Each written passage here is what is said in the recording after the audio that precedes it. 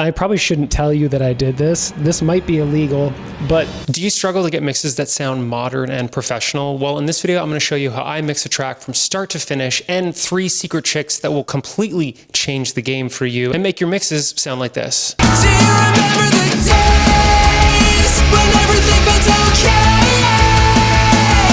Just a fucked up kid in a light cap sweater. Didn't know better. So here's all my tracks, quite a lot. We'll start with drums because drums are a good place to start. This is our kick sound.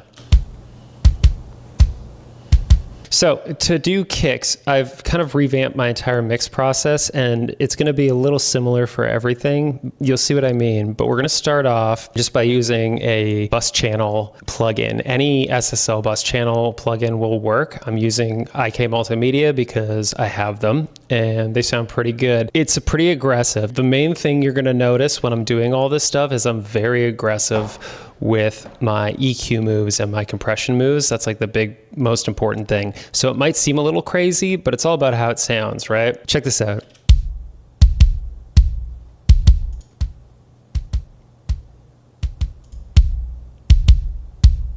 Now, obviously that's like a lot louder, but we're making pretty aggressive moves, so it's gonna be a lot louder. Tons of low end, just cranking up to 60 Hertz, pulled out a little bit here around, I don't know, 3K it looks like. Then there's a big boost around 4K, and then a massive boost around 8K, just super aggressive. And then compressing the absolute crap out of this kick drum. Minus 6 dB, really aggressive, really fast release, and then cranking the input knob so that this thing is actually distorting a little bit because it sounds nice. A lot of these plugins are designed so that distortion sounds good, and it's modeling real live gear that sounded good when you distorted the crap out of it. So then we've just got some saturation,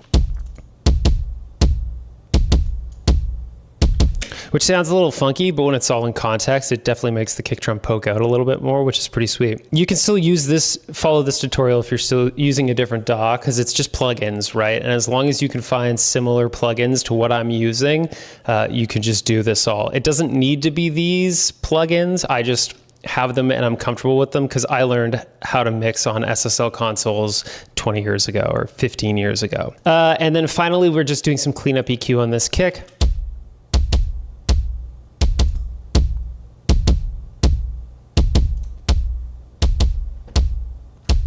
Just pulling out some weird frequencies, 130 and 290, that they were just kind of freaky deaky, so I pulled them out. Easy. Actually, before I continue, usually I will do the mix start with the overheads going as well.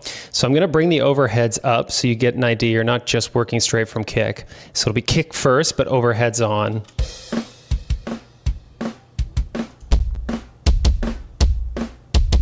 So our kick's a lot more basketball-y, which is cool. Then I have a sample, very flat sample, but we're gonna mix it in with the other kick. I'm doing some pretty aggressive moves.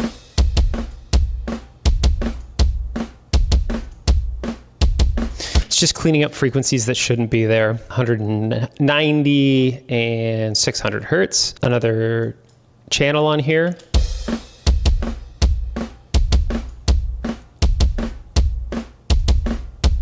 And that's just boosting high end. The point of the sample kick is just to be a really flat amount of high end to make it sound a little more basketball-y, if that's like a good way to explain it. And then we put those off to a bus, and then we have an additional EQ, and that's just boosting 50 Hertz.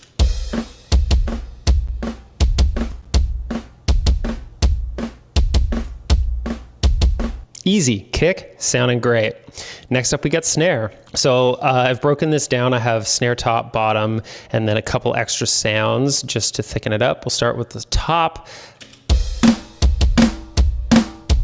It's a pretty good sounding snare. Let's bring up our channel. So we're really, again, very aggressive here.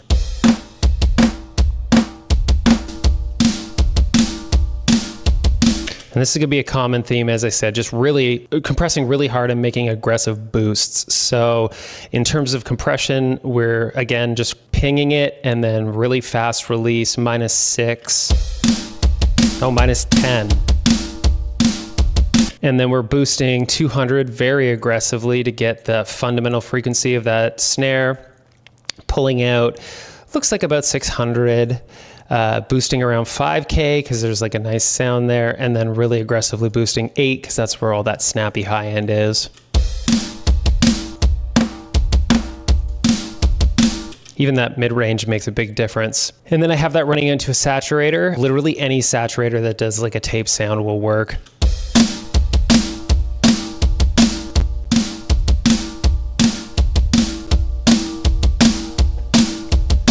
And we're gonna have things be very loud, but it'll all even out in the end. Next I have the snare bottom.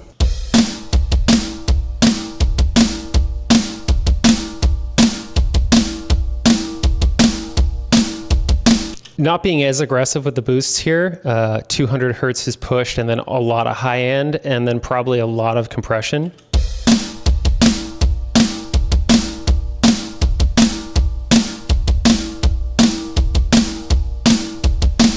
But if you listen, you can hear there's a lot of that kind of body in the bottom snare that just makes the snare a little more, like it's kind of punching you in the stomach a little bit more, which is nice. And then I've got this X snare sound,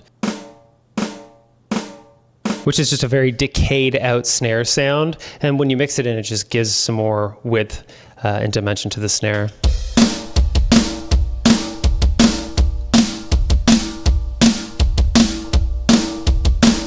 Little ringy, there's nothing on it. I just mixed it in to balance because it sounded good. Okay, and then all of that is running through to this snare aux right here where I've got this Pultec EQ that is just boosting some high end.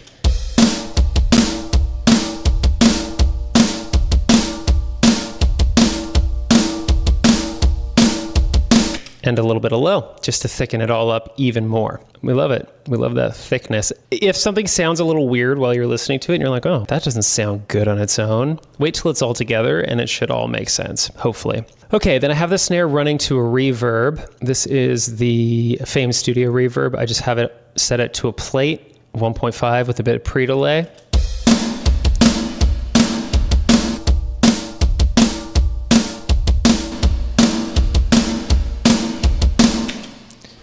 That's where we're going to get a lot of that magic in the snare is with this plate verb.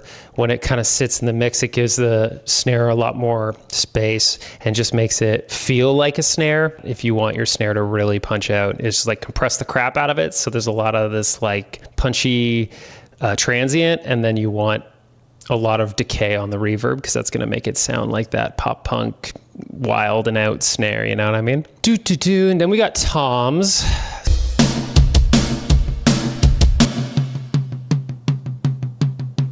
Just like an offbeat rhythm.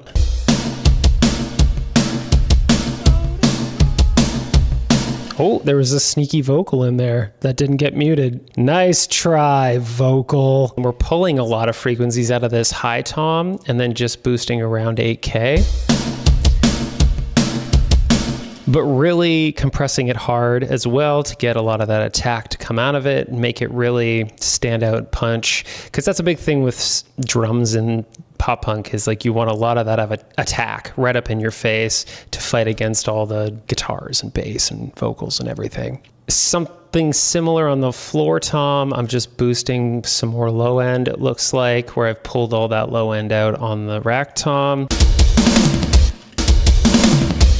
Still punchy, way punchier. I have those routed through an aux, and it looks like I'm using another channel, and it's all just high-end boost, which sounds insane right now, but once we get the rest of the way through, it won't be as insane. Next, we've got this overhead. Let's go to the chorus.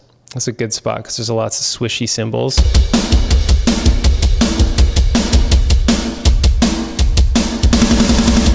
So we got some EQ. We're just cleaning up low end, basically cutting everything below 420 hertz. Nice. And then annihilating some 600 hertz because it sounds bad.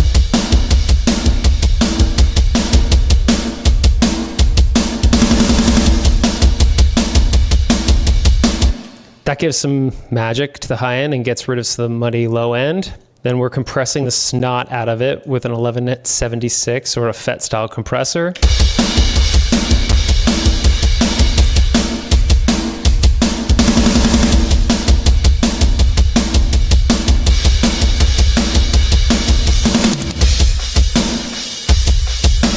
Not bad. Slow attack, fast release, and 8-to-1 with -3-ish. And then I have this mix tool on here, and that's just for me to do some extra automation and stuff. It's gonna make it a lot louder.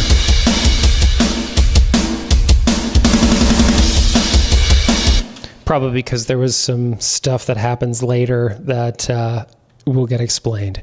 Next we have our hi-hat.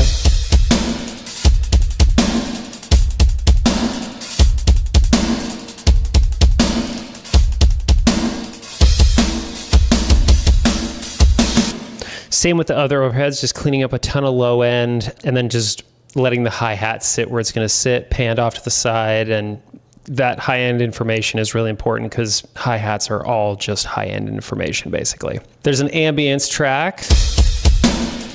So you hear all that?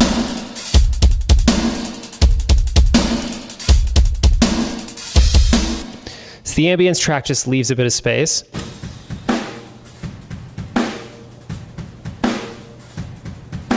Then we're going to bring up the channel.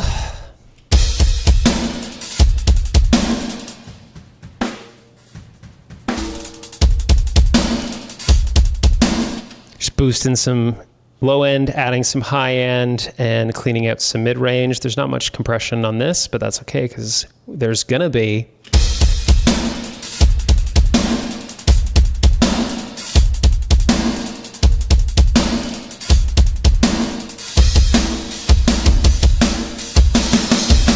So a lot of compression on that ambient mic. Let's hear how it sounds with and without it, and you'll see the kind of energy that the ambience adds when you compress it really hard.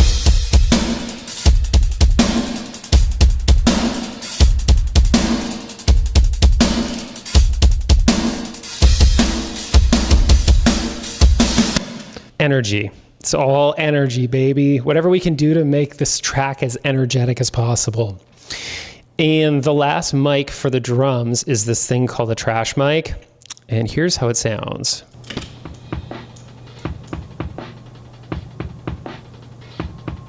It's just this really mid-rangey mic. But then I've just cleaned up a lot of the low end, and then I just mixed in very lightly to add just a bit more snap to the snare.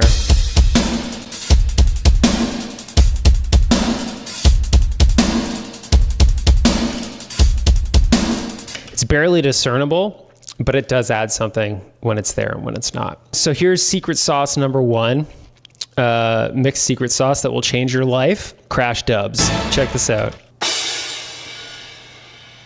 It's literally just both crashes hitting and then printed down. And then what you do is you add it to big sections where you want a large impact. So this is on the chorus. Do you remember the days? Do you remember the days?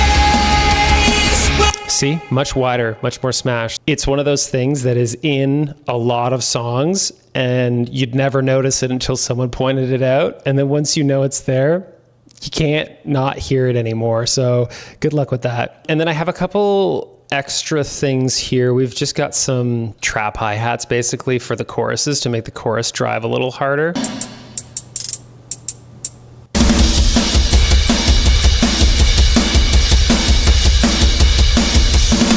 And then I have them EQ'd really aggressively, so it's just high-end information. And then they're set back, so there's just like a bit more rhythmic element going on there to move the song forward. And these other ones are just hidden elsewhere in the track to add a bit of momentum when there's no drums.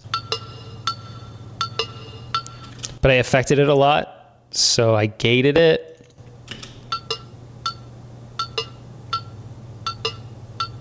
And then I bit crushed it. And then he cued it a bunch. So this random extra percussion element that is almost unintelligible, it's just there for a little bit of movement, started like this.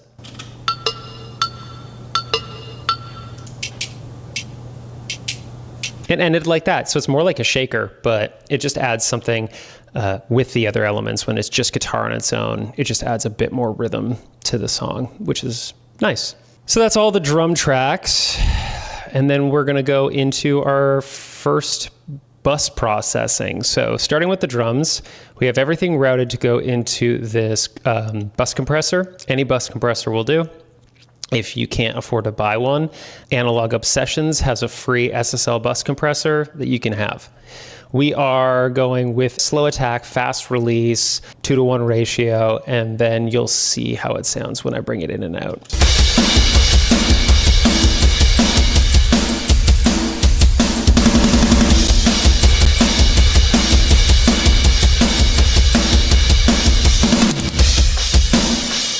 It's just making the drums a little more punchy.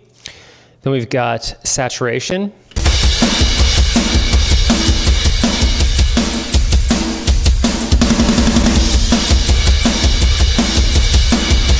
Make them trashy and gross. Saturation is important, especially in these aggressive styles of music that we make. It's not a ton of saturation that's on there, but it's enough to just make things aggressive, and we're always just looking for more aggression in what we do.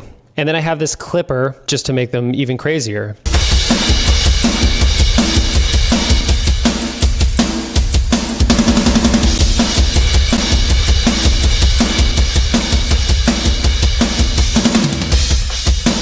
And that clipper is reining in some of the crazy high end and stuff, so it makes it feel just like a little more natural and not as like being blown away by high end information from the cymbals. And it's just kind of like clipping off the top of the waveforms in a pleasing way. It's nice. I've never played with them before, but this is my new favorite thing. Okay, and then I have all of the tracks here sent to a send, and this is going to be our drum crush. This is a send that just has all the drums sent to it without any of the processing. So this is what the drum kit sounds like when it started,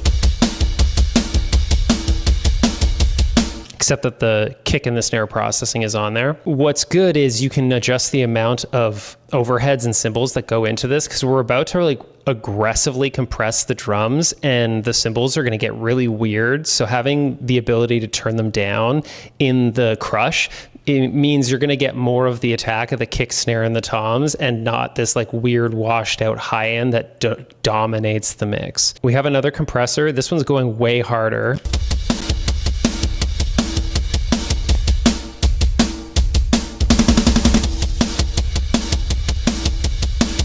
It's pretty nuts. It's going really aggressively.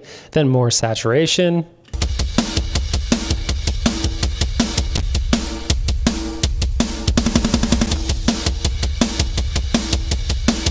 That's a Class A, so it's a slightly different sound, but whatever you use is fine. And then we have another clipper just to smooth out the high end.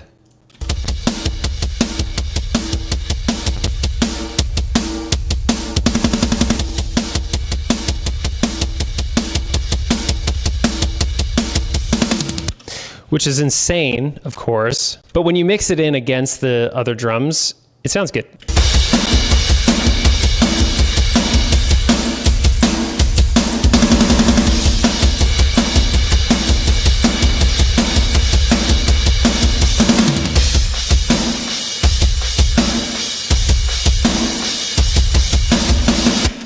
Just more punch on the kick and the snare, bringing them even further forward in the mix so that they really just slap you right in the teeth. And then all of that is being run to another drum bus that has the those like extra things, the trap hats and everything, so that I can just affect it all. So here's a plugin that you probably have to buy. Waves has an alternative that was free for a bit, but this thing is basically the ultimate plugin. If you're going to invest in a plugin, I would buy Soothe. It's a game changer, basically. It just smooths things out.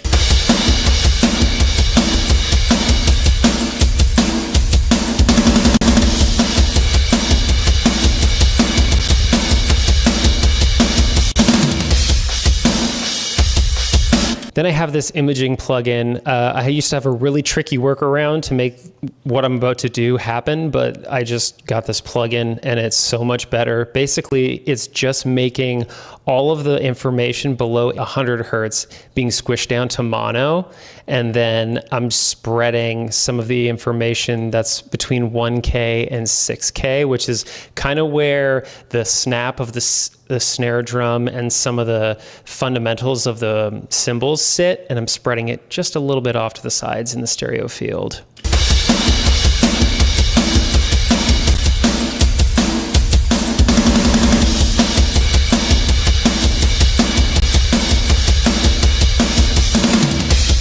That's stuff that you won't hear so much, but it's like really important because low-end information is usually mono. Subs are mono, so you don't need stereo, and that's going to clutter up the sides of the mix, and you can just pop that stuff in the middle, and then your mix is cleaner. There's more space for other things too when you move the frequencies a little out of the way. Then we have an EQ.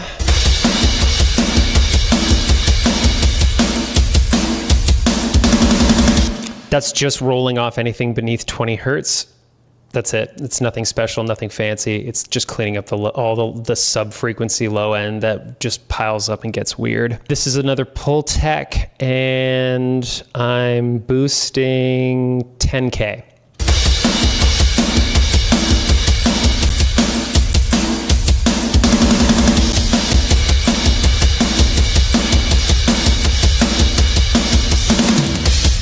There's some high-end magic in 10K, which is good. This is a mix tool, which is probably just for me to make minor adjustments after the fact.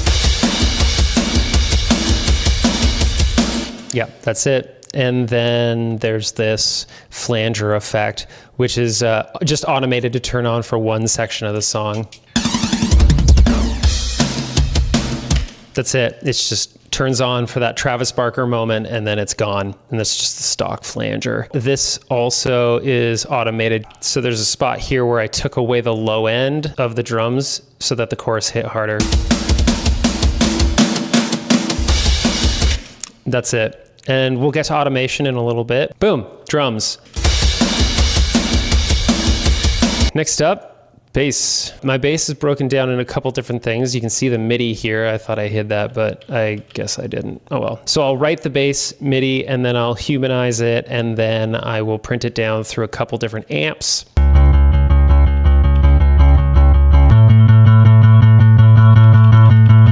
Some bad edits there, Andy.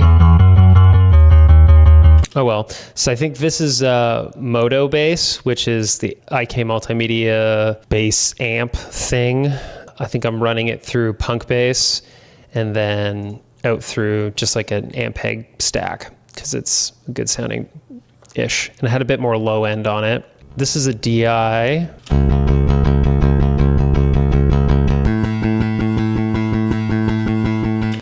And that's from Punk Bass, the plugin, this one right here. Submission audio. Between those two things, that's a majority of my bass tone. However, it looks like I've got this plugin that I found where it's a free recreation of the pod guitar amp thing that people used to use back in the 2000s.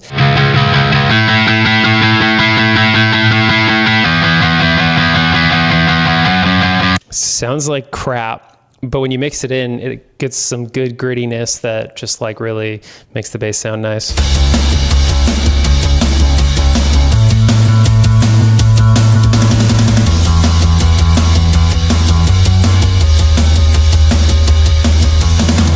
And then I have this sub bass.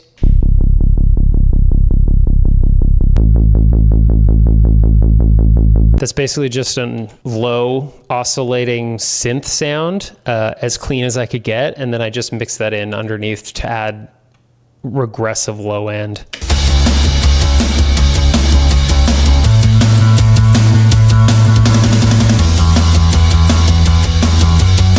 Then those are all routed into a bass aux. We're soothing, but in this case, I'm using Soothe as kind of like a compressor for the low end. Basically, I have a send going from the kick. You can see it right here. It's sidechained to Soothe. And what it's doing is when the kick hits, it's decreasing the low end information of all of the bass so that it doesn't overwhelm the kick sound.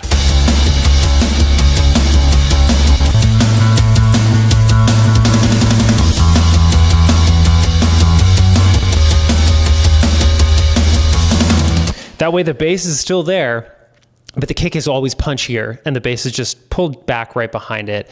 You can do this with any compressor. Soothe is just like a bit smoother. This is not the correct way to use Soothe, but this is what I'm doing. Then I have a quad compressor. So really any multi-band compressor will work, and I'm just compressing the low end so it's nice and flat.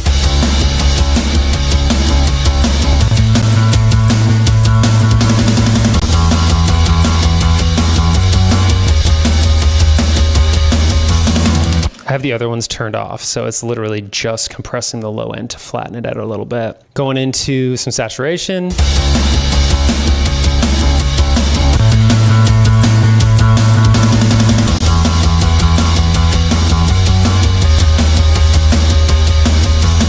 It's pretty tasty. Adds some of that grit back. Then we're doing our EQing and compression.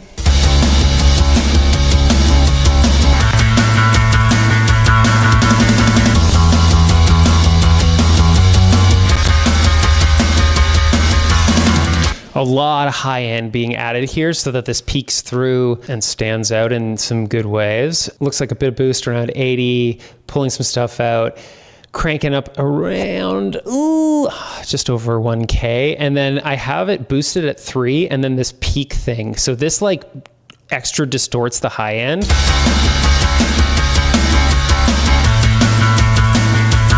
And it just sounded nice. I don't always use this peak function, but for this bass tone with this song, when I punched it in, it just cut through a lot more and it was sweet. Loved it. Then I have this R-bass thing. It's basically just adding harmonic distortion to the low end.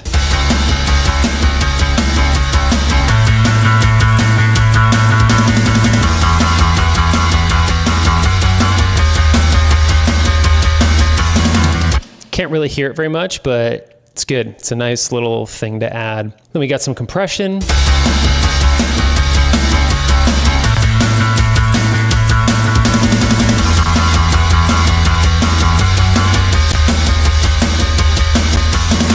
And that's on everything. That's just flattening the hell out of the bass sound. So now the bass is just this like big log of sound. When you are aggressive about the compression, you have like way more control over the mix and you can bring elements in and out a lot easier. It's just the way to go. And some touch-up EQ.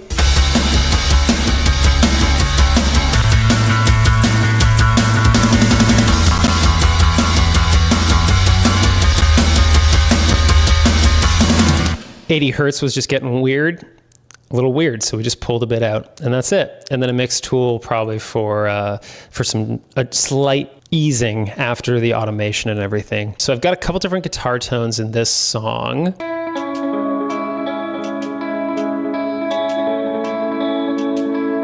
And you hear that rhythm now that I was talking about earlier? Just adds a little bit of momentum.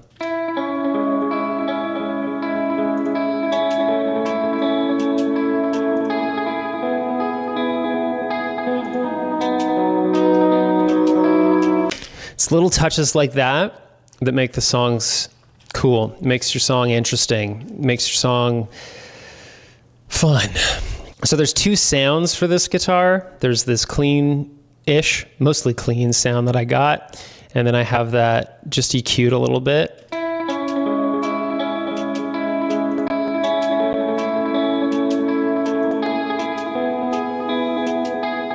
Make it poke out a little bit more. And there's a second sound.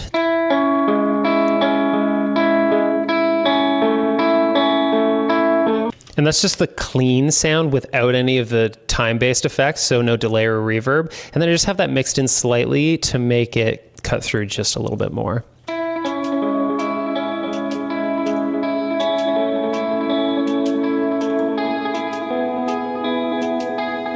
I just found it was a little too washed out without the clean guitar in there.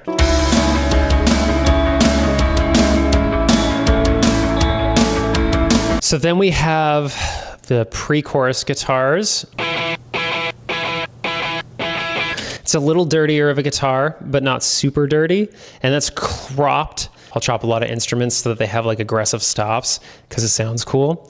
And then I have the same riff, but a little more interesting.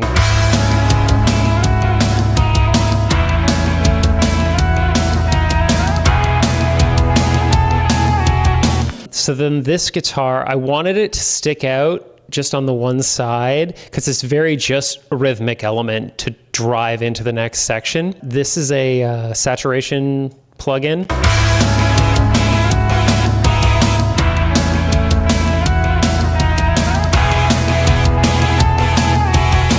You can see that adds a lot of volume and a lot of dirt. Then I've EQ'd it pretty aggressively, so it's just a very mid-range sound.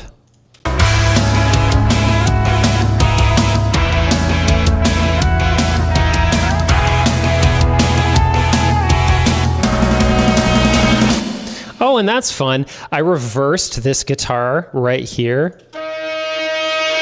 after I printed it down, so it just reverses into the next section and makes a nice little swell. And then a mix tool, probably for automation purposes, honestly. All of those guitars have some processing. Looks like I'm just adding a bunch.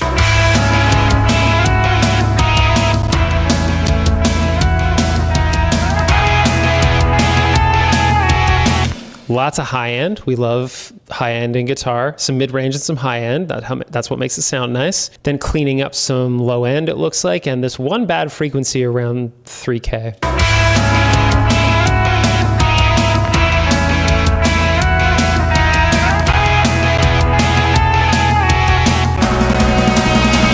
To make it sit better, going for these little frequencies that are causing problems and then getting like a really narrow Q on your EQ and just yanking it out, that can make a big difference. It's like very aggressive additive EQ, so your boosts are very wide and large, and then your subtractions are small and narrow, and then also aggressive but just in a narrow band. Then we're compressing it just with this random compressor.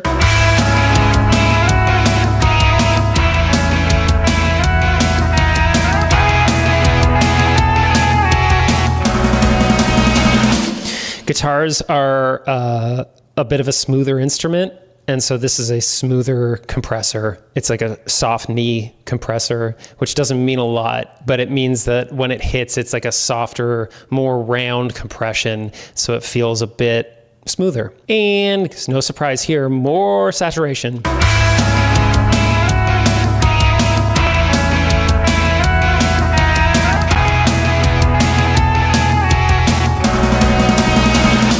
Sounds good. IMO. Then we have the chorus guitars. Here's what they sound like on their own.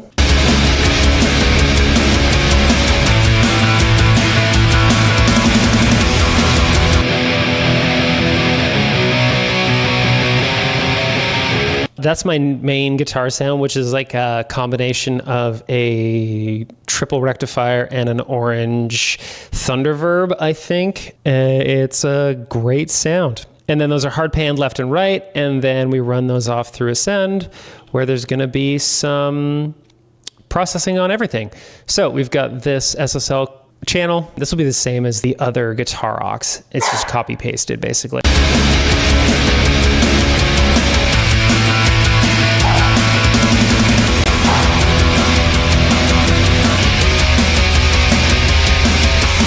Basically just cleaning everything up, making everything sit a little nicer in the mid-range, pulling out some low end and stuff so it doesn't get all woofy, and there's space for the bass and there's space for the toms and everything and the snare drum. I have a guitar delay track. There's one spot where it sends to a delay here. Let's see what that sounds like. How dope.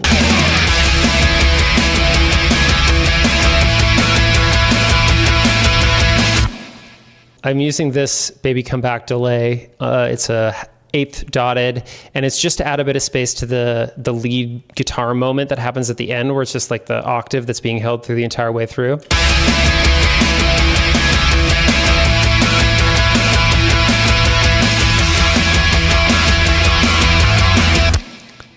can hear it decaying there. It just adds a little bit of width. Oh, I have something here. What are these?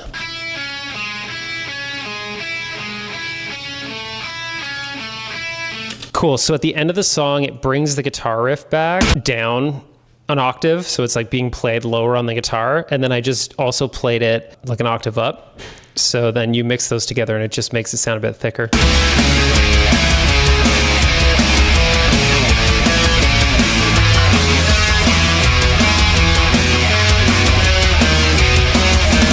Little tricks like that can emphasize your guitars a bit more. And then all of that is running through a guitar aux. Here's secret sauce number 2. So I'm running a side chain from the snare drum, and it's coming to this compressor that's on all of the guitars. And it's a really fast attack, pretty quick release. Basically, whenever the snare hits, it pulls the guitar a little bit back out of the way. So there's more space for the snare. It's not super aggressive, but you'll see what it does.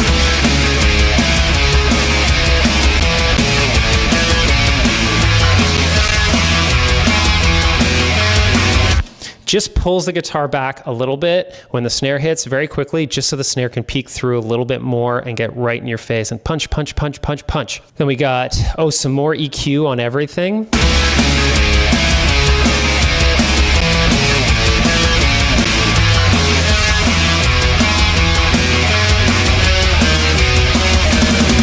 Just a little bit of 200 to add a bit more body back to the guitar, and then a humongous boost at 8K because there's that sweet, nasty and delicious high end that sits there. That's like a nice frequency on a lot of instruments. You got to be careful, but yeah, just keep boosting it. Who cares? It'll get sorted out in the long run. And then I've boosted this with an Imager plugin.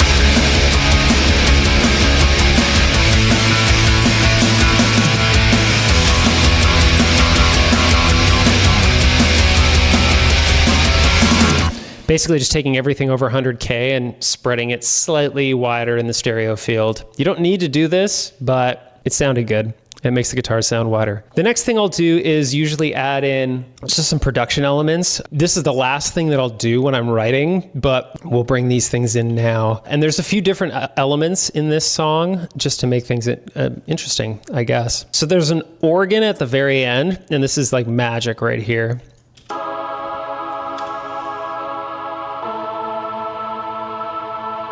That's just playing the chords for the end of the song, but it just adds so much. It's crazy.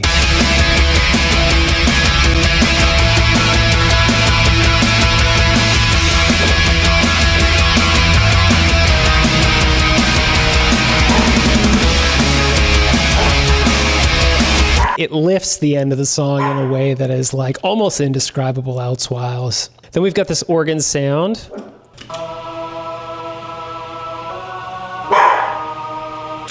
Most of these are just hidden in the background.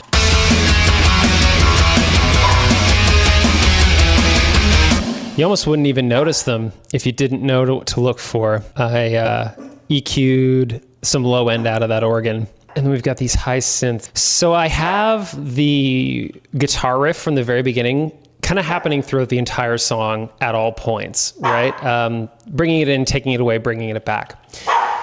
During the last chorus, Goblin, chillax. I have it here, and it's 2 sounds happening. And then this sound.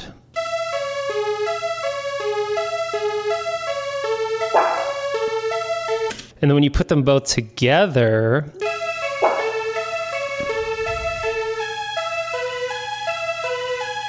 then we have our EQ.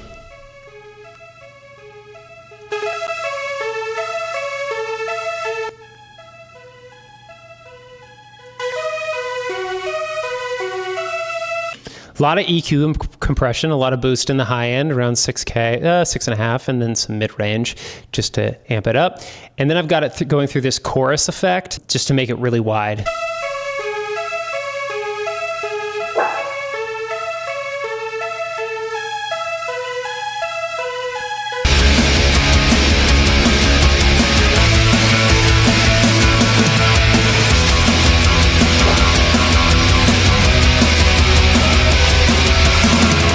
Using that chorus effect spreads it off to the side so it doesn't get in the way of the main vocal, the snare drum, but it's kind of in the happy middle, so it's not taking up space on the guitars. So it just sits in there pretty nicely. And then I have those synths just kind of happening periodically.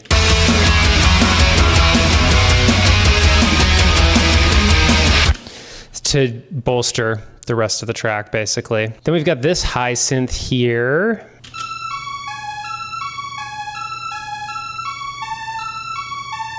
Now I've done a lot of crazy stuff to this synth, so let's have some fun with it, why don't we? So to start, I've cleaned up a bunch of EQ.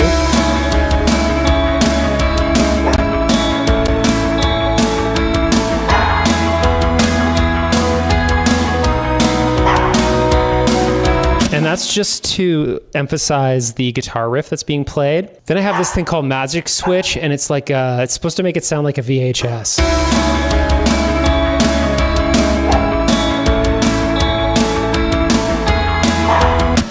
Then we have this pitch dripped, same thing. It's just supposed to make it feel like a VHS.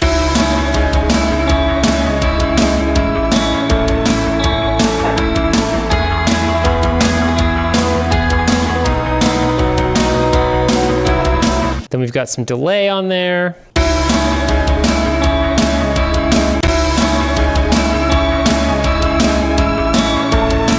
There you go.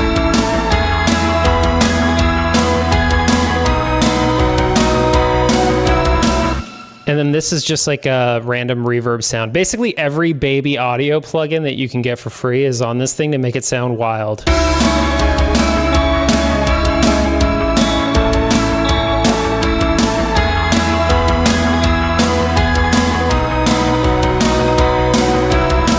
And it's just to add a little bit of sweet sauce to that section.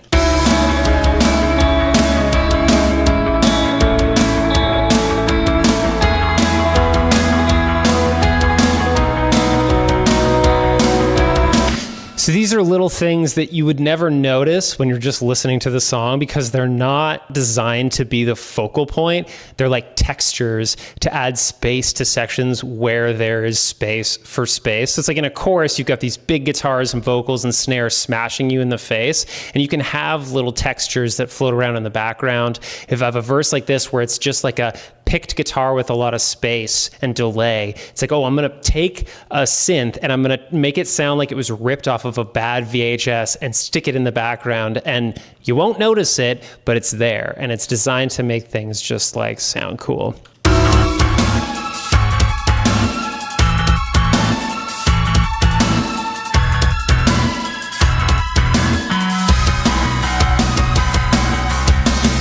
Cool, right? There's that broken down VHS. And then the rest of these things, basically just production elements to make the song have a bit more momentum. We've got a couple risers. This is basically just some white noise. There you go. White noise. And then I've got this filter on it. This is the dirty filter. Any filter will do, it just sounds cool. And then I have it set to have the high cut roll all the way up. So you'll see what that means in a second.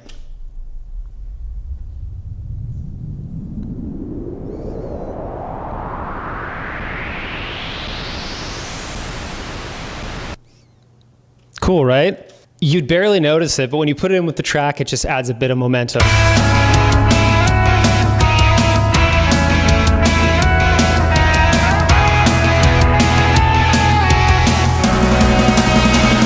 Transition effects like that are always awesome. This is just a riser sound. I think I printed that down out of one of my synths and then just mixed it in there and faded it in, with and without.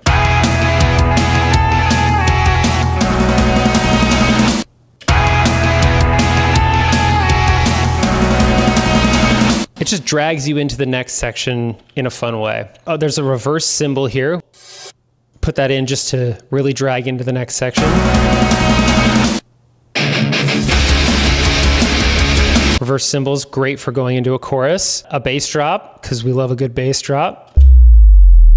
I usually tune them so that it starts at the fundamental frequency of the key of the song and then just like drops down to 20 hertz over 4 bars and then drop it in on choruses and whatever. So once you have all those elements together, and if we turn those off,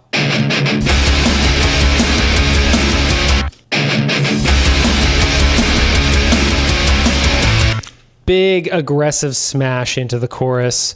And then one little thing that only happens once in the song that I might get in trouble for. I probably shouldn't tell you that I did this. This might be illegal, but let's see if you recognize this sound.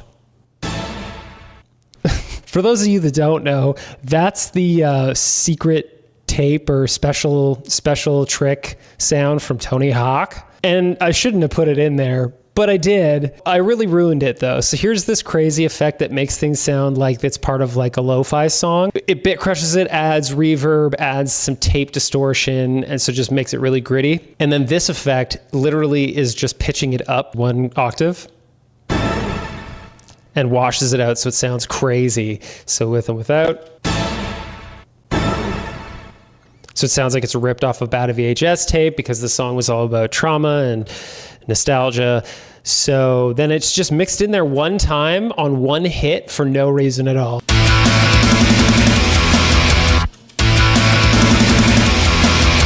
So that's my secret tape. Secret number 3 is Tony Hawk. Sneak sound effects into your songs. Just ruin them though, so that it's not discernible what the sound effect originally was, would be my thing. Please don't sue me, Ubisoft or Tony Hawk. I love you both so much. We're gonna move on to vocals. The thing about vocals is I'm only gonna have to show you one vocal because then pretty much everything else will be affected very similarly. So we'll start with this one, but this is just my clean voice pulled out with this microphone that I'm recording with. I watched my best friend become an addict right in front of my eyes. Now we don't talk anymore.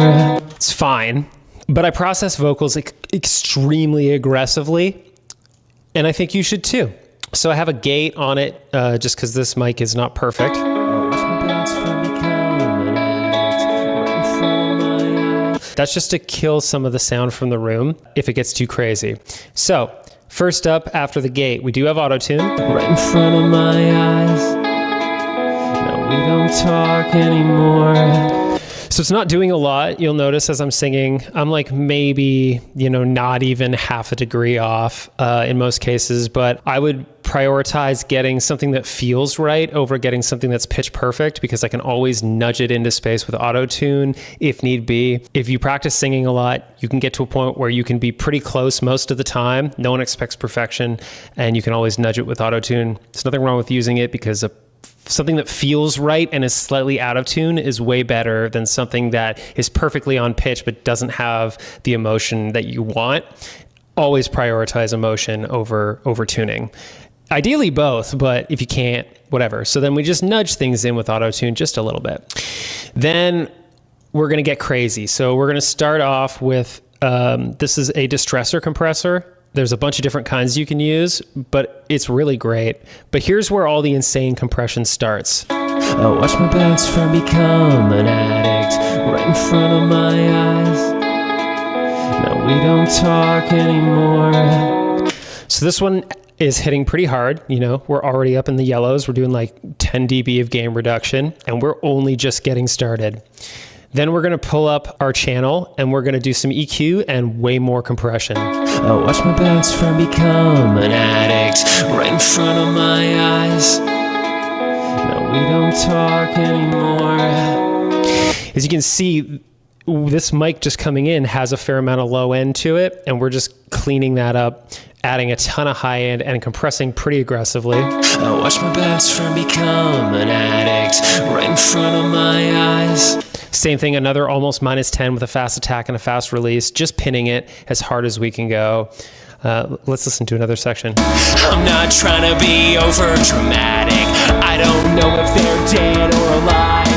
I could call, but I won't. And it doesn't matter what the EQ curve looks like. It matters how it sounds when the entire song is together.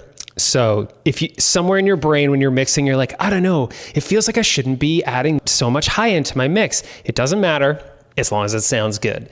Nobody is going to be looking at your mix after the fact once the song is done, unless you're showing to people. And then they're going to be like, holy crap, that's a lot of boosting and compression. And like, yeah, but it sounds friggin' great. Okay, next batch of compression. We're coming in with an 1176. I'm not trying to be over dramatic. I don't don't know if they're dead or alive. I could call, but I won't. And this is just really flattening the vocal performance out as squishy as it can possibly be. So it's just like big and flat and right up in your face. And this is like, the best way to describe it would be like radio vocals. This is like what you would expect out of like a pop punk or a rock vocal or a really aggressive metal vocal. So it can be front right in your face and you can hear every single word. You can hear all the nuances in the voice. All this compression is going to just bring it right to the front and make it so it doesn't get lost with all the other stuff that's going on in the song. Then we have Soothe. I'm not trying to be over dramatic. I don't know if they're dead or alive. I could call, but I won't. It's just a magic plugin that you need. Unsurprisingly, we have Saturation. I'm not trying to be over dramatic. I don't know if they're dead or alive. Just adds a lot of power to it. Then even more compression. I'm using a limiter. Any limiter will do, but you'll see in a second why. I'm not trying to be over dramatic. I don't know if they're dead or alive. I could call, but I won't. Just really jacking it up, making it as flat and in your face as possible. And then the last thing, this is the other magic sauce, well, the next magic sauce. So I think this is magic sauce 4, and this is called Deverb. I'm not trying to be over dramatic. I don't know if they're dead or alive. I could call, but I won't. It's a little hard to tell, but basically this uses AI algorithms to remove room sound in your performance. And when you compress the hell out of your voice and you've recorded in a large, giant echo chamber like I live in, especially when you're belting, so big things like the chorus, it's gonna have a lot of room sound, and you can gate it out, like I've gated a bit at the beginning to get rid of it. But this plugin, it's like $10, and it removes a lot of that reverb sound to make your vocals sound cleaner. So if you're fighting with room sound, buy this plugin. It is worth every penny. Boom. That's my vocal chain. I'm not trying to be. Can't even hear it. Dramatic. I don't know if they're dead or alive. Amazing. I have that on a send going to the vocal width channel, and that's this thing. Basically just like a delay that's running one side is 30 milliseconds off the other side, and it just makes your voice sound wider. I'm not trying to be over dramatic. I don't know if they're dead or alive. I could call, but I won't. I use it for verse vocals to pump up everything. Boom. I double everything except this soft spoken part. So then I copy everything over and we just add a double. I'm not trying to be over dramatic. I don't know if they're dead or alive. I could call, but I won't. Just thickening up my voice a little, and that's it. Rad, right? I also set these swear word ones off on their own channel so I could just like pan them, but fuck. There's a swear word for you guys. Enjoy that. Hope that makes you feel good. And then moving into the second verse, I sang a higher octave one and then went back and then re-recorded it at a lower octave. And I've mixed it so that the high octave is there, but it's not as aggressive. I always had to be so diplomatic. That's how I learned to dissociate and run away from relationships. We love those stacked vocals. And that's it for verse vocals. Those are all running through an aux here, where I've just added a Pultec with a little bit of 10K. I always had to be so diplomatic. That's how I learned to dissociate and run away from relationships. 10K on a vocal is like a lot of sheen, a lot of nice sparkly high end, so it'll make your vocals a little more clear and forward in the mix. There's a fair amount of reverb going on. The first things first is I have this thing called the stereo delay that all of my vocals will be sending to. That's how I learned to dissociate. And it just sits in the background and just adds like a little bit of space to everything. I always had to be so diplomatic. That's how I learned to dissociate. I also have a reverb going on. So there's like a bass reverb for each vocal that is just kind of going on in the background the whole time. And that'll be a delay, 16th note delay into a plate, a longer plate than the snare drum. I always had to be so diplomatic. That's how I learned to dissociate. And you can hear it decaying in the background. Delay into reverb is usually the trick.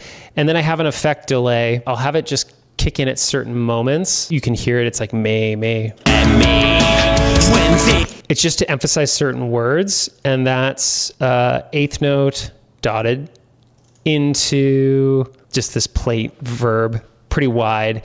And then we'll just send on specific words to add emphasis. And me, when things didn't go her way, or I did. But you pull it out and it's... And me, when things didn't go her way, or I did it. It's fine, but it keeps the track moving forward. So when you can put little automations in there, it's good. And me, when things didn't go her way, or I did. Boom. That's how we do the verse vocals. Chorus. So same as before. This is where you'll really notice this deverb plugin. Do you remember the days when everything felt okay? Just a fucked up kid who didn't know better. There's just a lot of that room and it gets rid of it when I do this. Now, I've double tracked the vocals, pretty consistent performance. And then what I've done is I've slightly spread them off just to about, looks like 15 left and right, just to make the vocals wider, just nice and wide. And then they're even together.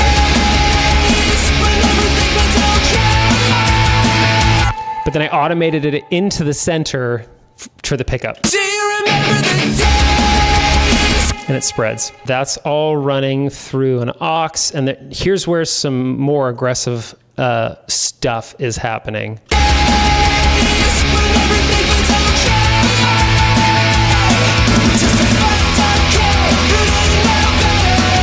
So this is a tape machine, it's some tape saturation. It's very smooth and sweet, and I love it. You can use any tape saturator. This plugin just is very nice if you can get your hands on it.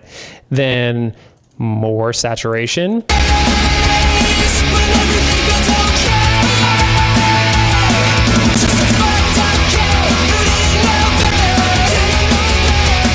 Then we've got some more 10K.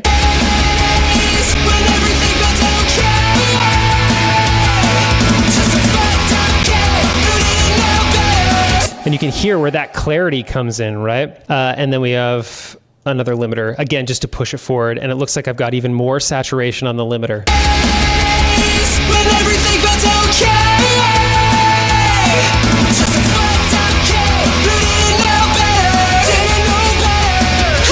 And now it's right up in your face, just aggressive. And then it looks like I've got this mix tool to adjust.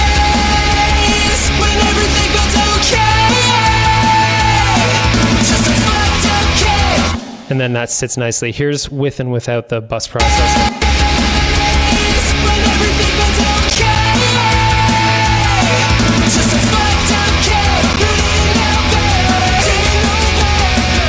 Just all that compression and all that saturation just really brings everything forward, makes it really present, and then the EQ makes it clear. And then we've got a verb, eighth note, delay through a small plate. This is a much longer plate because there's a lot more legato held notes. Usually choruses are long delays.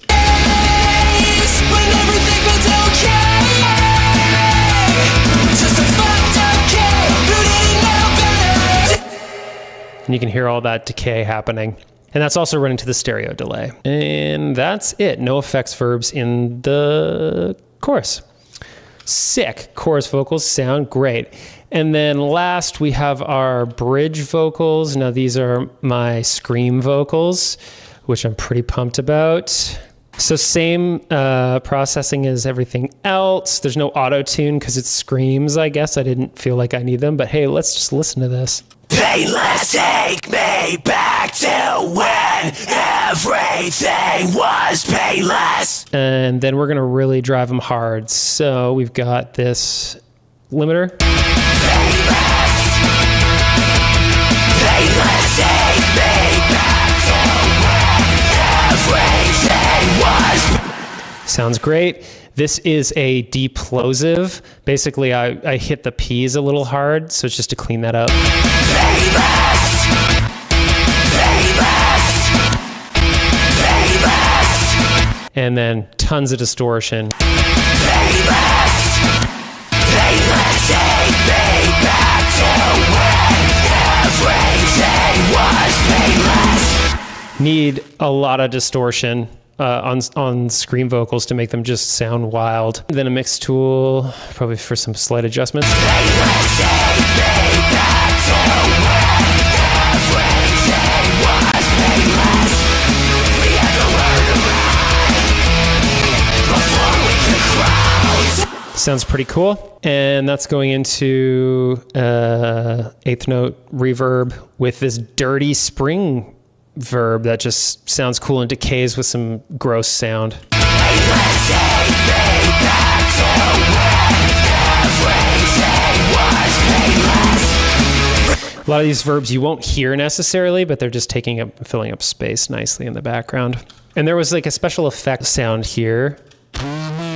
Right, this is the low effect. So to get the painless thing on the end of the choruses, It's painless. we just took this vocal. Painless. Then I used this plugin called Grayleon. There's also one called Inner Pitch from Auburn Sounds. Either will do the same thing, basically just using it to pitch down an octave. Painless. So it just gets that like low throaty sound. And then I've used this devil distortion that just sounded great. It's painless. It's painless. It's painless.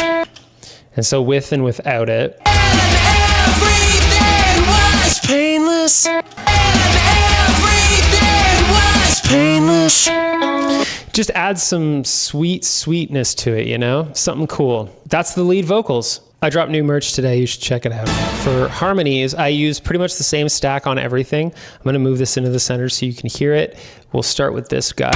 So there's me just singing a high harmony. This photograph. I auto-tune harmonies really aggressively because they just hide in the background and I want them to be as in tune as possible. This photograph.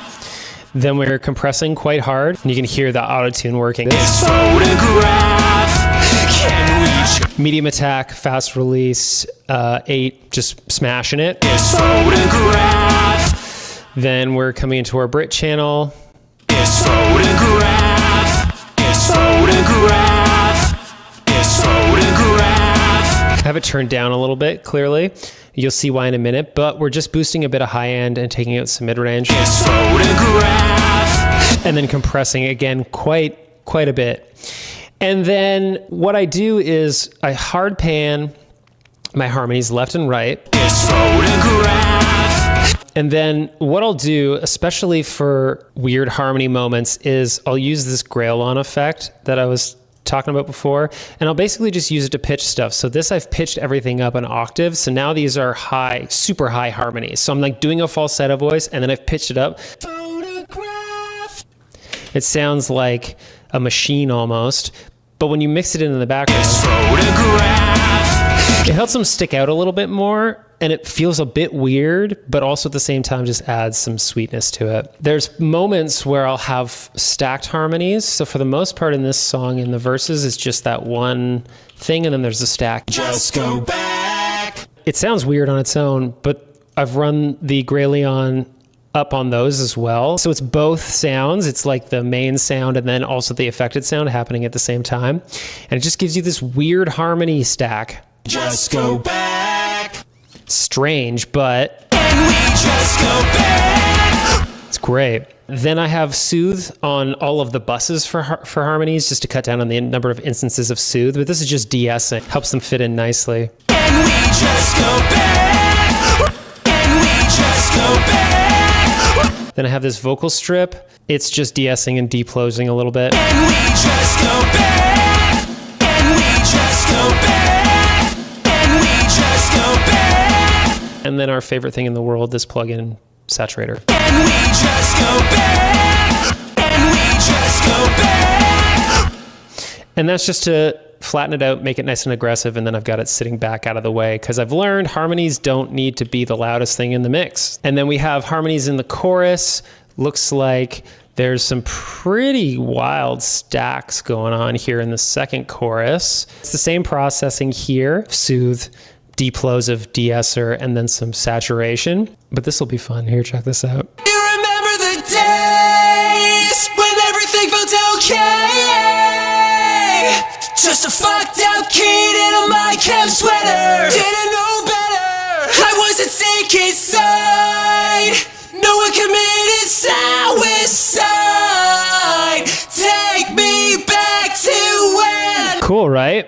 When we stack it all together like that, pretty fun. And that's just 3-part harmony basically. And then very aggressively edited and tuned so that it fits nicely. I have some pretty crazy gangs going on here, just on like 2 spots. Take me back to when everything was. That's just me yelling at the mic a bunch of different ways. Then we've processed it pretty fun. So let's do some compression. Take me back to when everything was.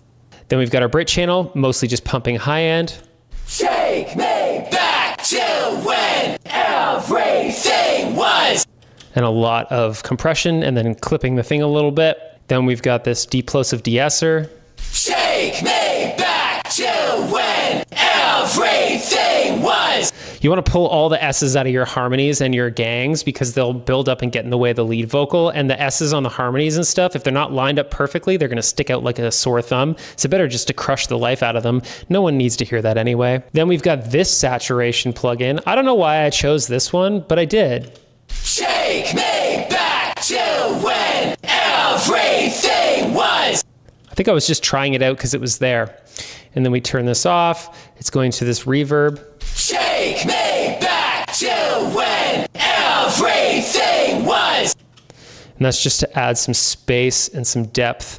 Take me back to when everything was. See how big the gang vocals are now when they have that wonderful 8th note delay running into a plate. So good. Okay, we're almost there. The last step for mixing is your 2 mix. The 2 mix is just a compressor that sits on everything. So we're going to go to our chorus because the chorus is the loudest moment. And then you're going to pull up this bus compressor or any bus compressor. And then this is just going to kind of glue everything together with some compression. When everything felt okay. Just a fucked up kid in a my camp sweater. Didn't know better. I wasn't sick inside. No one committed suicide. And the little trick here, hopefully the bus compressor you can get has a high pass filter on it, and you basically want to push it up so it's not compressing on like the low end information of the kick. You're hitting like just underneath the snare basically, and that'll just like help with the low end buildup so things don't get too crazy. Mix tool on here just if you need to make any small adjustments going into the master. And then I do have a small boost at 12K on the vocals. When everything felt okay. Just a fucked up kid in a my camp sweater. And that's pretty much how I would mix this entire thing. There's one additional trick. The final thing that I'll do to really bring a mix home is I automate.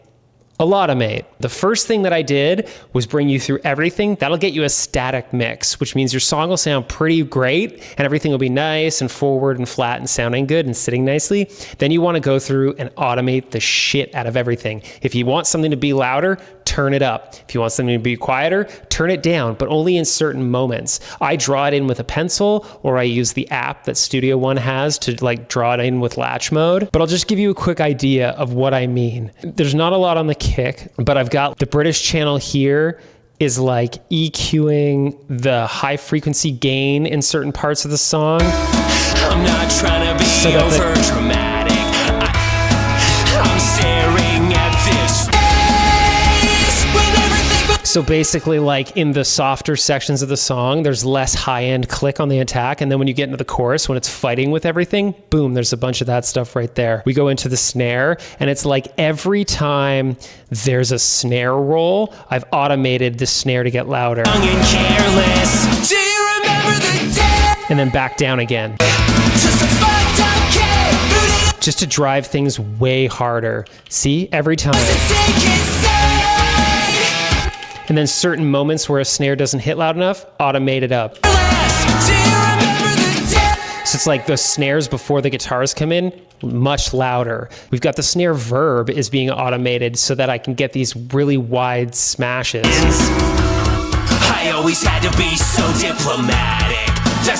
Right? Without that automation on. I always had to be so diplomatic. That's how I learned to dissociate. The toms weren't loud enough, so we automated the toms. I'm staring at this photograph. Right? Oh, here's a tom fill. Let's turn it up. So then it's right in your face, and then bring it down afterwards. As soon as the tom fill is over, so you don't get that resonance, turn it down. And it's gone. Great. Overheads, every time there's like an interesting thing. Cymbal crash, turn the cymbal crash up and then have it fade away so it doesn't get too much in the way. Oh, here's a snare roll. Young and careless. We automate up the overheads as well because there's snare information in the overheads. Oh, here's something where I turned it down because it was getting too crazy. Right? We're just doing all kinds of things. Every moment that you can find to make things more interesting is going to be great. Here in these hi-hats, I brought the hi-hats up because it does an interesting thing. That's how I learned to dissociate and run away from. It does this offbeat thing. Turn it up, right? You're going to want to go through and automate like a crazy person. Automation on everything. And I've gone through and done crazy automation. Like I was saying, I took out low end in this one spot. Do you remember the day? So when it drops back in again, it's just a lot. There's boosts on the actual drum aux because the drum was too much, like cuts here. Even the bass here. Look at all this automation that's happening to boost and decrease stuff, right? I'm staring at this photograph. Right? It's playing chords, so I boosted it up a little bit as opposed to the rest of the bass. And then there's these moments where there's like little runs that the bass is doing.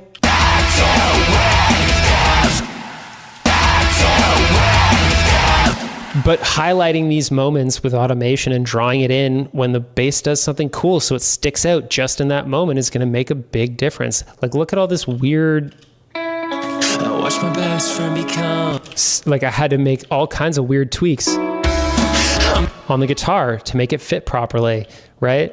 There's all this automation going on here, running effects. There's like turning down the one side of the guitar as the other guitar turns up. We were so young and careless. So that you get that swell moment. The vocals have an awful lot of it too. I've gone in and I've written in more automation so that the vocals sit. I'm not trying to be better. I'm not trying to be over dramatic. I don't know if they're down. Right? All kinds of stuff, just filling out moments, increasing the volume of things. My mother used to scream at me when things didn't go her way. So there's tons of moments that you can do. Here's this bridge vocal. I rode the fader.